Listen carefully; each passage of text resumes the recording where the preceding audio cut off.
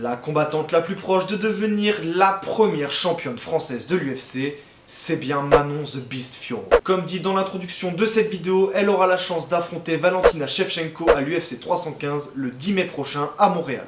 La native de Nice est encore invaincue à l'UFC avec un record de 7 victoires pour 0 défaites. Notre française a accroché de très jolis noms à son tableau de chasse, dont Rose Namajunas, ancienne championne de l'organisation, lors du Co-Main Event de l'UFC Paris en 2023. Par la suite, elle a battu Erin Blanchfield, encore invaincue, en mars 2024. Et maintenant, le plus grand défi de sa carrière se dresse devant elle, la légende Valentina Shevchenko. Maintenant que la trilogie face à Alexa Grasso est derrière elle avec une victoire finale par décision unanime en septembre 2024, après avoir perdu le titre en mars 2023 par soumission, celle que l'on surnomme, attention, avec mon incroyable accent anglais, Boulette, voit devant elle notre française qui la call out pendant des mois sur les réseaux sociaux. En 12 combats à l'UFC, Shevchenko c'est tout simplement 10 victoires, dont 4 par KO, une défaite et un match nul. Manon est cependant donnée favorite par les bookmakers pour cet affrontement et devient un véritable problème pour la championne. Manon Fiorot a un cardio hors norme et une résistance au coup assez impressionnante. Ces deux points-là vont être les deux points les plus importants pour Manon Fiorot.